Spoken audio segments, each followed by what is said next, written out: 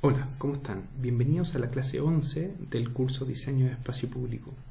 En esta oportunidad hablaremos sobre modelación de peatones. Para ello vamos a contar con los siguientes puntos. Primero vamos a hablar del concepto crowding, que en español significa hacinamiento, y cómo este se refleja a través de dos componentes, algo más físico pero también con algo más psicológico. Luego vamos a hablar de cómo gestionar las multitudes. Cómo podemos gestionar estas multitudes desde el punto de vista de que podamos cambiar el comportamiento de los peatones. Y después vamos a hablar de la modelación. ¿Qué instrumentos tecnológicos tenemos para representar los peatones de forma virtual y probar diferentes tipos de diseño? Y después vamos a proponerle una tarea. Bueno, ¿qué es lo que es crowding? El primer concepto que les queremos mostrar acá. Bueno, crowding, como les decía, es este concepto de hacinamiento y tiene que ver con algo más allá que densidad, ¿ya? Y pareciera ser que hay otros factores que están detrás. Esta foto un poco refleja el caos que había en el primer día de lanzamiento de Transantiago, donde no solamente había una alta cantidad de pasajeros por metro cuadrado, o sea, concepto de densidad, sino que también había desinformación, había ansiedad, había nerviosismo, había agresividad de algunos pasajeros que querían subirse a una micro, pero esa micro decía que iba para otra ruta y cambian de un día para otro esta información y los pasajeros empiezan a desesperar. Entonces, es interesante este concepto de crowding y habla de justamente la combinación de estos dos factores. Ahora, estos dos factores están compuestos de la siguiente manera, ¿cierto? Lo físico y lo psicológico. Por un lado, lo físico tiene que ver justamente con cosas físicas directas, medibles, del punto de vista objetivo, densidad, capacidad, el riesgo de accidente, etc. Pero también hay un factor psicológico detrás de este concepto que viene por el espacio personal, que depende de otros factores, ¿cierto? El nivel de estrés, la incomodidad, ¿cierto? Esto del confort, ¿cierto? Y todo eso. Entonces, es interesante entender el crowding de los diferentes componentes, ¿ya? Ahora, ¿cómo entendemos comportamiento de multitudes, ¿cierto? De grandes masas, ¿cierto? Bueno, el comportamiento va a estar dado por factores que dependen de personas, ¿cierto? Personas alrededor por ejemplo, en estaciones de metro, ¿cierto? En los paraderos, en la vialidad, ¿cierto? En el espacio público en general. Va a haber gente que de repente va a tener que subir al tren, va a tener que bajar del tren, entonces esto se da mucho en espacios de transporte público, ¿cierto? También están los factores ambientales que pasa en la parte, ¿cierto? Fuera en el espacio público, donde se expone el peatón, ¿cierto? A los cambios climáticos. También qué pasa, por ejemplo, al interior de ciertos espacios, por ejemplo en los trenes, ¿cierto? Donde hay diferentes comportamientos de peatones, ¿cierto? Porque hay diferentes configuraciones de un tren, ¿cierto? Hay espacio para sentarse, ¿no? Uno lo puede ver esto mismo también a nivel urbano, ¿cierto? El espacio bajo la sombra o el espacio que tiene un asiento especial, hay un espacio de más comodidad, ¿cierto? De poder estar en el lugar, entonces cambia un poco el comportamiento, ¿cierto? Diseño físico, ¿ya? El ancho de una vialidad, ¿cierto? El ancho de la vereda, etc. Y a nivel de información, ¿cierto? ¿Qué mapas existen? ¿Cuál es el siguiente paso? ¿Cómo yo me conecto? ¿Qué información está disponible? Y eso cambia naturalmente el comportamiento. Bueno, una vez que tenemos entendiendo un poco estos conceptos iniciales, ¿cierto?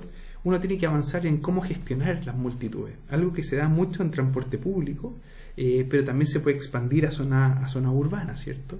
Y uno puede ver ejemplos aplicados, por ejemplo, en algunas estaciones en Europa, donde hablan de estas escaleras que se le interviene para generar un piano, por ejemplo. Entonces es un efecto que la gente empieza a jugar con la escalera, es un efecto del juego, y que la gente empieza, a medida que va caminando, va haciendo sonar la escalera, ¿cierto?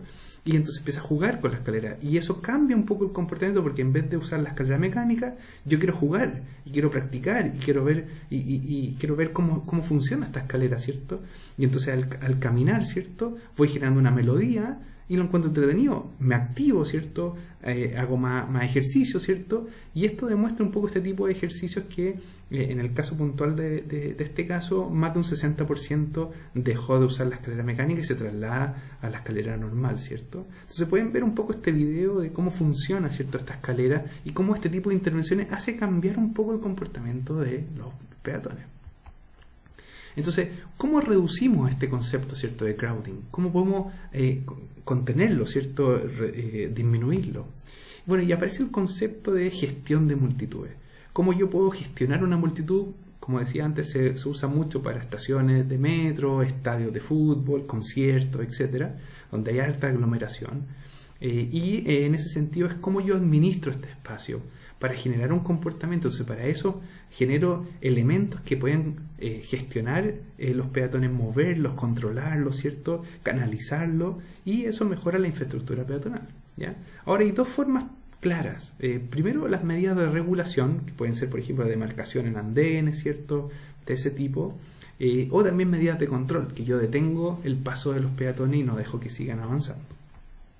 Entonces, en ese sentido, por ejemplo, uno puede poner a nivel de medida de regulación mobiliario urbano para generar una especie de rotonda y hacer circular a las personas de una forma que evite el choque entre dos flujos que se encuentran.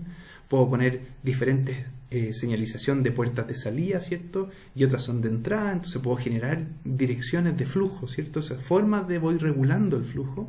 Y también puedo hacer cosas que podrían parecer como contraintuitivas, como poner, por ejemplo, una columna, ¿cierto? Justo a unos 60 centímetros aproximadamente de la puerta de salida, y eso genera un vacío, por decirlo de alguna manera, entre esta columna y la puerta de salida, donde los peatones se van colando por los bordes, y se evita ese efecto de embotellamiento y de colapso de la puerta de salida. Entonces se genera una mejor salida, ¿cierto? Si es que en comparado si no hubiera esa columna, ¿se fija? Entonces cosas que parecieran ser contraintuitivas al final pueden ayudar a regular el flujo, ¿cierto? Entonces, ¿cómo hacemos un buen diseño? Tiene que ver también con cómo queremos nosotros que se manejen los peatones. Ya tenemos que conducirlo al comportamiento que nosotros también creemos que es mejor, más seguro, más eficiente, etcétera. Y en ese sentido las medidas de control son un poco más restrictivas y se va conteniendo a los peatones, ¿cierto?, en espacio para que no colapsen otros espacios, ¿cierto? Entonces, por ejemplo, aquí el clásico de una estación donde se deja esperando un poco a las personas en los torniquetes para evitar que el andén colapse, ¿ya? Eso también se da en otros espacios de ciudad, ¿cierto? En conciertos, ¿cierto? En colas de supermercados, etcétera. Y yo creo que es una cosa bien interesante desde el punto de vista de que se va administrando ese espacio pensando en evitar aglomeraciones, ¿cierto? Ahora, ¿cómo yo, como instrumento tecnológico, puedo modelar estos espacios? Puedo comparar un escenario y otro de diseño. Puedo comparar estas medidas, cuáles son más eficientes y cuáles no. Bueno, para eso están los modelos peatonales. Entonces, ¿cómo simulo esto? Hay diferentes formas. A nivel general, a nivel muy global, uno puede analizar esto de dos maneras. Primero, los modelos que son macroscópicos, donde se hace el entendimiento de que un peatón es como si fuera una partícula de agua, ¿cierto? Entonces, es un fluido, ¿ya? Y es muy global, es un análisis muy global que se focaliza principalmente en variables como el flujo, la densidad, la velocidad, ¿ya? Pero por otro lado yo puedo hacer un análisis más micro y que tiene que ver con la interacción entre peatones. Entonces un peatón va a interactuar con el otro, va a girar, va a retroceder, va a dar vueltas, se va a detener, va a avanzar, va a interactuar con el vecino que está al lado, ¿cierto? Con el peatón que está caminando en dirección opuesta, etc. Entonces una interacción mucho más micro a nivel muy detallado y que requiere más información, más datos, ¿cierto? Más procesamiento. Entonces va más allá que las variables mencionadas anteriormente en lo macroscópico. Entonces hay diferentes enfoques. Cada uno de estos enfoques tiene sus ventajas y desventajas, pero de alguna manera cada uno también va avanzando en una etapa más general a un nivel de detalle mayor. En el sentido primero, la macrosimulación, que busca de alguna manera esto de entender que los peatones son flujos, ¿cierto? Los peatones son como partículas de agua y se genera un fluido dinámico, ¿cierto? Uno puede hacer un enfoque de modelación a nivel de bloques. ¿Qué quiere decir esto? Que cada espacio de circulación es un bloque, yo lo puedo separar. Por ejemplo, la vereda es un bloque, el paradero de bus es un bloque, por ejemplo, la calzada es un bloque, el cruce peatonal es un bloque. Cada espacio se puede dividir dependiendo de su función y su diseño. Esto de alguna manera es un resultado estático, o sea, no es dinámico, yo no puedo ver el movimiento del peatón en ese momento. Entonces este enfoque lo que dice es como sacar una foto, ¿cierto? Yo saco una foto y veo cuánta gente está en ese espacio, calculo la densidad y veo si esa densidad es alta o baja, por ejemplo. Entonces no hay interacciones y lo fácil es que se puede usar, por ejemplo, Excel. Entonces ustedes pueden en tablas de Excel poder manejar un poco esta información. Lo segundo es que uno puede también trabajar el espacio de simulación, por ejemplo, una vereda, ¿cierto? Como decía, los cruces, etcétera, y uno virtualmente lo divide en una grilla, por ejemplo, en celdas, y hace que cada celda es representada por un peatón, por ejemplo. Entonces, en ese sentido, el peatón se va a mover según las posibilidades de estas celdas, ¿cierto? Y hay una dirección de movimiento pensando en un potencial campo, ¿ya? Entonces, el campo de potencial es la salida, ¿cierto? De ese espacio virtual, ¿ya? Y hay otro enfoque que tiene que ver también con el movimiento más continuo, donde no hay grillas, ¿cierto? No hay bloques y también un nivel más micro, y que tiene que ver con que los peatones pueden moverse de acuerdo a leyes de fuerza. Imagínense dos partículas, ¿cierto? Imagínense una partícula negativa con una positiva, etcétera, como ese tipo de situaciones. Entonces, un peatón va a alejarse de otros peatones, va a alejarse de los muros, ¿cierto? Etcétera, pero va a acercarse al punto de destino. Y en el caso también de este modelo, que son más de enfoque continuo, también está el mínimo esfuerzo. O sea, el peatón va a buscar el mínimo esfuerzo para poder llegar a su destino, a la mínima energía desempeñada, ¿ya? En ese sentido voy a tratar de evitar, por ejemplo, trasladarme largas distancias, voy a tratar de evitar caminar por lugares muy aglomerados, voy a tratar de andar a la velocidad que yo quiero, ¿se fijan? Entonces, y no hay restricciones virtuales como de grilla, ¿cierto? Entonces también esos son un enfoque interesante. Ahora, si uno analiza, por ejemplo, el primer enfoque, lo que es macroscópico, los bloques, ¿cómo podemos usar los bloques en lo que ustedes están estudiando, ¿cierto? Y eso no es tan difícil de entender. Miren, aquí les explico con una dinámica de etapas. Una primera etapa, ustedes pueden usar la evaluación de riesgos. Para ello, ustedes pueden utilizar este modelo que les explico acá, que se llama modelo DIM-ICE, y que habla de que ustedes analizan a través de una tabla Excel que se arman. Primero estudian tanto, como aparece ahí, tanto el ingreso del espacio público, la circulación interna y el egreso. Son 3 etapas que ustedes analizan desde el punto de vista del movimiento peatonal. ¿Y qué es lo que analizan? Bueno, analizan los conceptos de diseño, información y gestión, ¿ya? O manejo, ¿ya?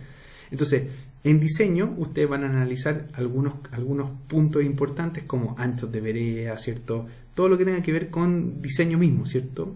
Elementos, ¿cierto? Materiales, etcétera. Información, ¿qué información tengo? Los mapas, etcétera. Y gestión, ¿qué plan de gestión tengo? ¿Cuál es el siguiente paso? Entonces ustedes van mapeando eso y van poniéndole color. En el Excel, ¿cierto? Le ponen color verde si está todo ok. Un color amarillo, ¿cierto? Medio naranjo si está más o menos, y rojo cuando hay una alerta, cuando hay un problema. Entonces eso es la primera etapa, es un mapeo, es como un diagnóstico. Algo que ustedes han venido haciendo, ¿cierto? En las entregas anteriores, ¿cierto? Pero es un primer mapeo, ¿ya? Ustedes van a identificar los problemas y por lo tanto, dado eso, van a proponer soluciones. ¿Se fijan? Entonces, después, cuando siguen la siguiente etapa, es decir, bueno, ¿qué es lo que tengo que fijarme? Del punto de vista de diseño, como les decía, el área, el sitio, ¿cierto? ¿Qué espacio disponible tengo? ¿Ya? Los flujos. Y en información, ¿qué tipo de información? Señalización, mapa, redes sociales, etcétera. ¿Cómo yo me manejo en ese lugar también? En las etapas, en comunicación, etcétera. Y, como les decía, ingreso, circulación y egreso significa como el movimiento que se produce en el espacio público. Entonces, ustedes perfectamente podrían estudiar el caso de estudio haciendo un análisis peatonal, por ejemplo, diciendo la gente sale de la estación de metro, ¿cierto? Se dirigen, por ejemplo, por la vereda, entonces hay un flujo de ingreso, circulan por la vereda, hay una circulación interna, y hay un egreso, salen de la vereda, cruzan a la calle, etcétera, y se produce un egreso de ese espacio público. Entonces, y analizan en ese momento, analizan el diseño, la información y en la gestión que existe, el manejo, ¿ya? Entonces, esta es una forma interesante de poder analizar en bloques, ¿cierto? El primer enfoque. La segunda parte de este análisis tiene que ver con las rutas que toma el peatón. El área, cuánto abarca, dónde estamos ubicados, ¿cierto? Los movimientos, qué tipo de movimientos, cuántos se mueven, y los perfiles, ¿cierto? Perfiles en este sentido se entiende como la demanda, cómo está llegando los peatones, cada cuánto llegan, cuál es el perfil. Hay algunos que llegan primero, ¿cierto? En masa, esto va llegando constante la cantidad de personas, ¿cierto? Por ejemplo, si salen de la estación, sale como un pelotón, ¿cierto? Porque el tren, ¿cierto? Descarga pasajeros y descargan todo al mismo tiempo, ¿cierto? Entonces llega una ola, ¿cierto? De peatones, por decirlo así. Y Entonces no es una descarga permanente, continua, sino que es cada 2 minutos, por ejemplo, cada 3 minutos, que es la frecuencia de los trenes. Entonces el perfil de llegada es la demanda, cómo se distribuye la demanda en el tiempo. Si hacemos un ejemplo de un estadio nacional, por ejemplo, en un caso cualquiera, y ustedes quisieran estudiar esto con la segunda etapa, ustedes dirían, bueno, para evacuar, por ejemplo, el estadio nacional, ¿qué rutas se tomarían, por ejemplo? Entonces ustedes dicen, ya, primero las rutas, toma las rutas. ¿Cuáles son las rutas? ¿Qué áreas? Etcétera. Entonces primero las rutas. Ya, un peatón que sale del Estadio Nacional usaría ciertas rutas de salida, porque quisiera irse al metro, ¿cierto? Quisiera tomar los buses. ¿Qué área significa eso? Ustedes calculan el área. Y el área disponible va a estar dado por el espacio necesariamente que yo tengo para poder caminar. Le tengo que descontar tal vez áreas verdes o zonas que son restricción de movimiento. Entonces tal vez me va a quedar solamente ciertos espacios de pavimento, cierto, blando o pavimento duro, pero que son espacios exclusivos de caminata. Entonces al final se me reduce todo mucho más. Y tengo que ver cuánta gente está moviéndose por ese espacio. Entonces ya calculo cierta área, puedo calcular los metros cuadrados, ¿cierto? Y de alguna manera voy a ir analizando quiénes se mueven. Entonces, por ejemplo, después voy a ir recomendando, por ejemplo, que en ese espacio no pueden andar peatones, por ejemplo, y autos al mismo tiempo. Entonces voy a tener que separar los movimientos. Y eso voy analizando entonces y me voy dando cuenta que ese espacio no es suficiente. Y al calcular el área me doy cuenta que el área no es suficiente para almacenar toda esta cantidad de peatones que van avanzando por este lugar. Entonces voy sacando fotos del espacio, ¿se fijan? Y puedo hacer instantes de tiempo, al inicio de la evacuación, a la mitad de la evacuación, al final de la evacuación, por ejemplo. Y voy viendo cómo se va distribuyendo los peatones en el tiempo, por los perfiles, ¿se fijan? Ahora, el resultado de esto es un mapeo de los bloques. Ustedes pueden poner colores, ¿cierto? El color, ¿cierto?, más azul va a significar menos densidad, el color más morado o rojo va a significar una mayor densidad. Y ustedes entonces pueden ir mostrando que ciertos espacios están más rojos que otros. Y eso va a significar que ese espacio que está rojo hay que trabajarlo, hay que mejorarlo, hay que diseñarlo de otra manera, ¿cierto? O hay que canalizar los flujos, ¿cierto?, como les decía, con otras medidas para que la gente se detenga, ¿cierto? Hay contención o se tiene que desviar por otro lado, ¿se fijan? Y ustedes obviamente evitan que esos colores rojos aparezcan.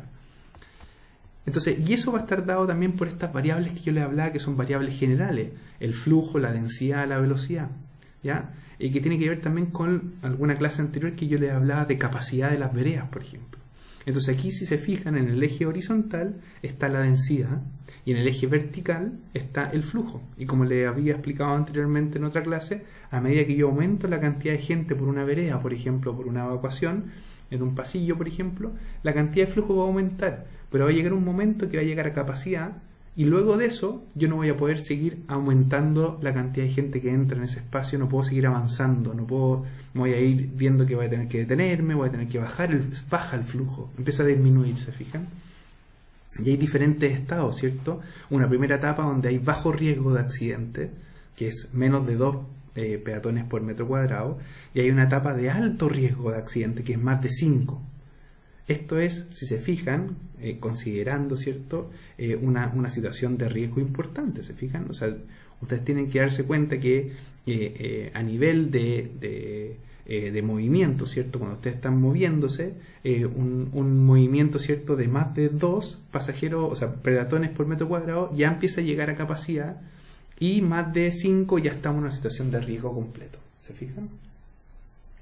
Entonces ahí ustedes van analizando que la capacidad, por ejemplo, por ejemplo, de este pasillo, por ejemplo, que estamos hablando, sería de alrededor de 82 pasajeros, ¿cierto?, o peatones por metro por minuto, ¿se fijan? Y obviamente esta capacidad es distinta si yo estoy detenido a que si yo estoy en movimiento, ¿cierto? Si yo me estoy moviendo es diferente, ¿ya? Entonces, si se fijan, esto está dado también por las curvas de Fruin, ¿ya? Fruin utiliza el concepto de nivel de servicio o level of service y habla de estos niveles desde A, que no hay problemas, hasta F, que sí hay problemas y problemas bien graves. Y uno ve en el eje vertical acá esto que estamos hablando del flujo, y en el eje horizontal es el espacio ocupado por una persona, ¿ya?, que es el inverso de la densidad, ¿se fijan? Entonces, mientras yo tenga menos espacio por persona, ¿cierto?, voy a tener un alto flujo, ¿cierto?, porque voy a estar casi a capacidad. Y a medida que yo voy teniendo más espacio, ¿cierto?, o sea, tengo más espacio por persona, mi flujo va a ir disminuyendo, ¿cierto?, porque yo voy a tener voy a estar con menos personas en ese espacio, ¿cierto? Entonces va a haber menos flujo disponible. ¿Se fijan? Entonces es interesante esto porque yo voy entendiendo entonces por etapas, ¿cierto? Cómo va comportándose mi flujo. ¿Ya? ¿Se entiende bien? O sea, un nivel de servicio A significa bajo flujo, ¿cierto? Y espacio disponible para poder caminar libremente. Pero un nivel de servicio F, por ejemplo, como llevando al otro caso contrario, significa muy poco espacio disponible alrededor mío, ¿cierto? Y significa un alto flujo, que estoy llegando casi a capacidad. Como se fijan, ahí llega un pic, después, justo en el punto del F, el nivel F, ¿ya? Y eso va a depender un poco también de los tipos de usuarios. Hay usuarios más comunes del transporte público o de espacio público, y otros que son más de comercio y tienen valores distintos, ¿cierto? Acuérdense que la persona que va a comercio anda un poquito más lenta, ¿cierto? Y porque anda mirando cosas para comprar, entonces anda con una velocidad distinta al usuario común, que anda mucho más rápido, ¿cierto? Y esos niveles de servicio se traducen a esto que está acá. ¿Se fijan? Entonces, si ustedes se fijan, el nivel de servicio va a depender de variables como densidad, principalmente flujo y velocidad, ¿ya? Y también van a haber otras componentes entre medio: distancia entre peatones, espacio, ¿cierto? Ocupación, etcétera, ¿ya? Ocupación tiene que ver con el espacio ocupado como en total, para que ustedes entiendan, ¿ya? O sea, un nivel A va a tener una ocupación del espacio menor al 30%. En cambio, el nivel E o mayor va a estar casi al 100%. ¿Ya? O sea, todo el espacio va a estar casi ocupado. Ahora, cuando esto está en movimiento, o sea, en zonas de caminata, ¿ya? La densidad, ¿cierto? F es cuando es más de 2 peatones por metro cuadrado. ¿Ya? Cuando yo estoy caminando, más de 2 ya es mucho, ¿cierto? Ya me siento con problemas al caminar y voy a chocar con otra persona alrededor. ¿Ya? Si esa densidad es menor a 0,31, o sea, prácticamente voy solo caminando por la vereda, no hay problema. ¿Se entiende? Entonces ustedes van clasificando, de acuerdo a estas variables importantes que yo les digo, diferentes niveles de servicio o level of service. ¿Ya? Obviamente uno quiere esperar que mi nivel de servicio del elemento de circulación peatonal no pase el nivel E, que significa capacidad. ¿Ya? El nivel E es la capacidad que yo espero tener máxima, ¿cierto? Después del E yo no quiero tener un F, ¿ya? Quiero evitar esa situación. Ahora, en términos de entendimiento de qué significan estos niveles, acá hay un ejemplo, ¿cierto? Donde se muestran los peatones, ¿cierto? Parados, ¿cierto? Uno con otro, ¿cierto? A cierta distancia. Entonces el nivel de servicio A, por ejemplo, 2 personas. Y así uno va viendo que hasta el nivel de servicio F es casi el espacio completamente lleno. ¿Se entiende? Y ahí abajo aparece el entendimiento de lo que pasa detrás. Que se fijan que va más allá de una densidad. Hay interacción, ¿cierto? Hay detenciones, hay dificultad de movimiento, y por lo tanto va a haber algo tal vez un poco más psicológico detrás, ¿cierto? Más problemas desde la psicología. ¿Ya? Y entonces, si uno ve este nivel de servicio, también lo puede ver a nivel de zonas de espera, ¿ya? Y también a nivel de escaleras, ¿ya? Entonces es distinto. Cuando uno está en zona de espera, por ejemplo, en el paradero, por ejemplo, uno va a tener un nivel de servicio mayor a 5 y va a estar en un nivel F. Entonces, se fijan, en una densidad mayor a 5 y vamos a estar en el nivel F. Y en la escalera es más o menos parecido a zonas de caminata. Entonces va a tener más de 2 personas por metro cuadrado y va a estar en nivel F. ¿Se fijan? Entonces hay diferentes niveles de servicio dependiendo de los elementos de circulación, entendiendo que pueden ser zonas de caminata o zonas de espera o escaleras. ¿Ya? Entonces hagamos un ejemplo. Si tenemos un paradero, por ejemplo, tenemos una vereda, tenemos una calzada, tenemos ciertas áreas medidas, ¿ya? Y tenemos una medición que hemos hecho de que en el andén, por ejemplo, en ese instante de tiempo hay 40 pasajeros esperando. Y en la vereda hay caminando 100 personas, ¿ya? Que van a llegar probablemente al paradero después. Entonces la pregunta es, ¿cuál es el nivel de servicio? ¿Cómo lo harían ustedes? Entonces fíjense, es algo sencillo. Ustedes primero hacen una división de bloques. Por un lado tenemos la calzada, por otro lado tenemos el andén, por otro lado tenemos la vereda, ¿ya? El andén, acuérdense que es la zona donde yo espero para poder después subirme al bus. Entonces, ¿qué es lo que hago yo? Hago el cálculo directo de la densidad. Entonces vamos a tener densidad en el andén, va a ser 40 dividido en 10, ¿cierto? O sea, es el número de pasajeros, ¿cierto? Dividido en el área. En este caso tenemos 4 peatones, ¿cierto? Por metro cuadrado. Y la densidad de la vereda. ¿Cuánta gente caminando en ese instante de tiempo? 100 pasajeros. Dividido por 50, ¿cierto? que es el área de la vereda en ese momento, tenemos 2 peatones por metro cuadrado. Entonces la pregunta es, ¿cuál es el nivel de servicio? Bueno, ustedes se van a las tablas, ¿cierto? Y van a darse cuenta que el nivel de servicio es nivel de servicio E en ambos casos, tanto en zonas de espera como el andén, como también en zonas de caminata como en la vereda. Entonces estamos a capacidad. Entonces hay que poner una alerta porque si sigue aumentando el número de personas, vamos a pasar a un nivel de servicio F, y eso es lo que no queremos. Entonces ustedes pueden monitorear esto en el tiempo, entonces al final puede tener colores esto, ¿cierto? Como les decía, color azul, que es muy baja densidad, y así ir cambiando hasta color rojo, ¿cierto? Donde hay mucha densidad, ya usando la clasificación del nivel de servicio que yo les marcaba antes con la variación de colores. Si nos vamos ahora a ejemplos de microscópico, vamos a analizar del punto de vista mucho más detallado el movimiento de los peatones, como les hablaba. En el primer caso de esta celda, hay que entender un poco cómo funcionan, ¿cierto? Y acá hay un ejemplo directo, un resumen de lo que traen estos tipos de modelos. Acuérdense que los modelos se dividen, en este caso, como discretos, ¿cierto? Y continuos, ¿cierto? Y algunos son en base a fuerza. En este caso estamos hablando de los discretos, y acá estamos hablando de que cada espacio virtual se divide en grillas. Obviamente, si una celda está ocupada, el peatón se va a mover hacia la otra celda, y así hasta que una celda esté desocupada, y así va a ir avanzando. La dificultad está aquí es que el peatón obviamente no es una celda, y también el problema pasa que la dimensión de la celda muchas veces está determinada desde el punto de vista fijo y no necesariamente representa lo que es un peatón, las dimensiones de un peatón. Ahora también hay problemas que desde el punto de vista de densidad, que cuando llega a densidades mayores a 4 personas por metro cuadrado también genera problemas porque se empieza a saturar un poco este tipo de modelo. ¿Ya? Entonces hay una capa que es estática, ¿cierto? Que analiza un poco el punto de vista de dónde van los peatones, pero también hay una capa también dinámica que va haciendo un poco evitar que los peatones se choquen uno a otro. Entonces, obviamente voy a tratar de ir buscando, ¿cierto?, la menor interacción posible. ¿Ya? En los modelos continuos, que son los siguientes, los modelos continuos también que son microscópicos, estos análisis mucho más micro, en el caso de los que son en base a fuerzas, lo que buscan de alguna manera es la repulsión, ¿cierto?, y la atracción, como si fueran 2 partículas, ¿cierto?, positiva y negativa, como decía antes. Ahora, es interesante que aquí la posición, la velocidad y la aceleración va a estar dada por las leyes de fuerza, ¿ya?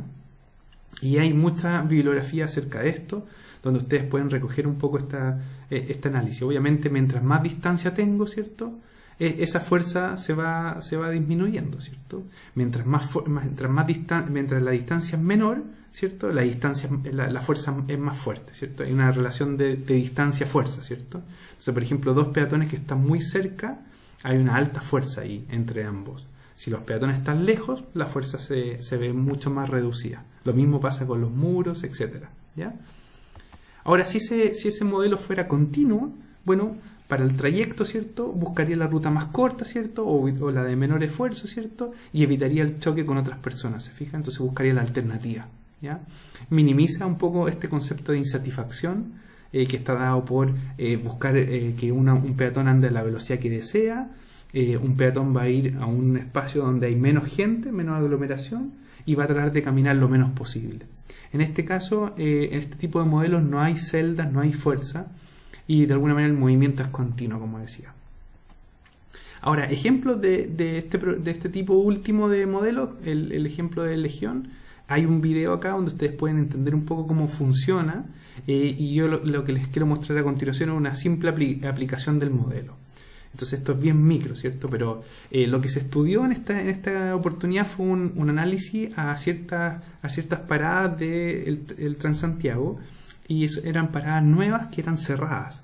Y en este sentido, estas estaciones cerradas tenían un nuevo diseño, torniquetes, ¿cierto?, un refugio, información, señalización, aviso de las puertas cuando se abrían, ¿cierto?, y una tecnología mucho más adecuada, ¿ya? Como estándar de metro, por decirlo así. Y la idea era un poco cómo estudiar este tipo de paraderos, ¿cierto?, con la relación con el entorno, con el espacio público. Y un poco este es el esquema de las estaciones, ¿cierto? La situación base tenía estas condiciones: un nivel de servicio de diseño, ¿cierto?, el nivel de servicio C, en este caso de un peatón por metro cuadrado, tenía una capacidad de 150 peatones, tenían 4 puertas automáticas, ¿cierto?, 2 sitios de parada de los buses, y tenían 2 torniquetes de entrada con 2 torniquetes de salida. Bueno, uno de los torniquetes de salida también era puerta de salida simple para personas con movilidad reducida, ¿ya? Entonces este era un poco el esquema que nosotros nos enfrentábamos en el análisis. ¿Y qué es lo que empezamos a hacer? Bueno, hicimos una metodología de modelación donde primero definimos las variables que íbamos a modelar, elegimos el modelo, ¿cierto? Propusimos algunos escenarios, o sea, cambiamos un poco el diseño y algunas cosas del entorno, ¿cierto? Del espacio público, y después hablábamos de ciertos indicadores como el nivel de servicio que yo les explicaba anteriormente, para proponer después medidas de diseño y operación, ¿ya? Recomendaciones. Entonces un poco hablamos de algunos inputs que poníamos a la metodología y algunos outputs que venían saliendo y recomendaciones. Entonces, ¿qué es lo que primero hicimos? Bueno, analizamos el escenario base y nos dimos cuenta que el gran problema, como aparece, se fijan en los colores, el gran problema de la densidad, como personas por el metro cuadrado, era en la entrada. Y estaba determinado por la poca cantidad de torniquetes de entrada. En general no había problema al interior, salvo algunas cosas puntuales, pero ese era el gran problema. Y lo otro, el problema era el cruce peatonal, que no tenía el ancho suficiente.